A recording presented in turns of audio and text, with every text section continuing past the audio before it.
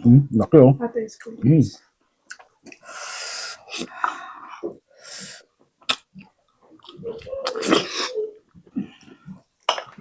Hi fam, for today's video, request mo, luto ko. Ayan, may nag-request po, sabi niya bukod daw po sa sitaw kalabasa or chop suey, ibang gulay naman daw po.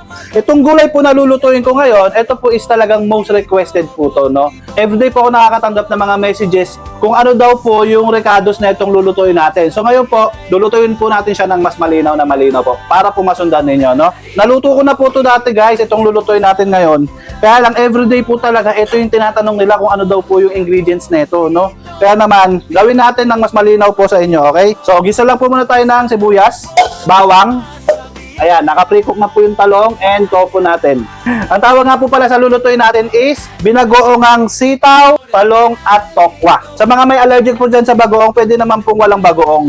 Gamitan nyo na lang po ng patis ng pampaalat. And then, bagoong po, hindi natin lalahatin to. Ang matagal lang po dito fam yung pag-pre-cook ninyo ng tokwa at talong. And then lagay po ninyo yung inyong talong. Tapos sabay nyo na rin po yung inyong sili. Ay, sitaw. Nilagay ko na po yung sitaw. Ayan, sorry. Pepper. Tubig. Sugar. Tomato sauce. And then fam, lagay po kayo ng ketchup. Kasi yung ketchup po may tamis anghang po siyang lasa, no? So lagay po tayo ng ketchup.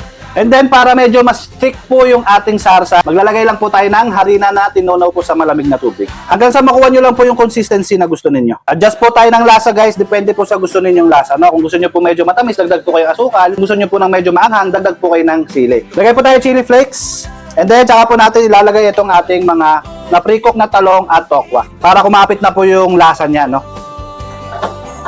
Tapos, syempre, haluin nyo lang. Hindi naman sa pagmamayabang kasi ito po talaga parang inimbento ko lang to nung baga kung ano lang yung merong gulay, pinagsama-sama ko lang, ginawa ko lang siya ng masarap na sarsa, then yun na. Ayun fam, habang hinihintay po nating maluto to, baka naman po pwedeng paki-comment kung taga saan po kayo nang sa ganun malaman po namin kung hanggang saan po umaabot yung video na ginagawa namin, and of course mabati namin kayo dyan sa comment section. At kung hindi rin naman po sa inyo ganun kaabala, baka pwedeng paki-like, share ng video na ginagawa namin kung gusto mo pang makapanood ng mga video na kagaya nito. Salamat po! Eto fam, luto na po yung ating binagoongang sitaw, talong at tokwa. Ayan, uunahan ko na po kayo. Tama kayo, mali ako. This is my own way. You have your own way. Ama, maraming salamat po sa biyaya yung pinagkaloob sa amin. Magsilbi po ito lakas at talino. Nabigyan mo rin po ng masaganang pagpapalang aming mga mahal sa buhay. Ganyan na rin po yung aming mga manonood. Ama, pakiingatan nyo po kami. Pagalangin ninyo ng husto po si Margo. Ingatan nyo rin po si Avery sa school. Ingatan mo rin po ang aming mga tagapanood at ang aming pamilya. Iniling na po namin lahat ng ito sa pangalan ni Jesus, aming tagapagligtas. Amen. Kain na to! Let's go! So, ito na yung most requested na gulay na niluluto ko. Uy!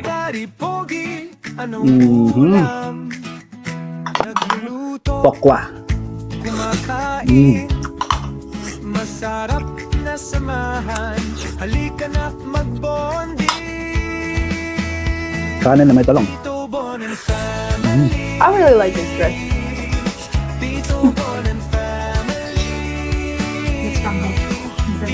Princess Margaret. I don't know if you guys eat the skin, but I do. Tokwa. Tama kayo. Mali ako. Tokwa talong. Combo. Nagluluto. Kumakain.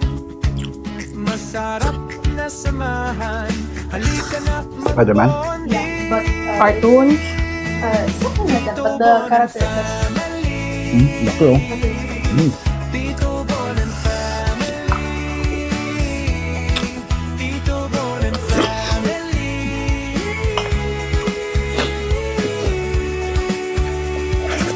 Thank you, Lord.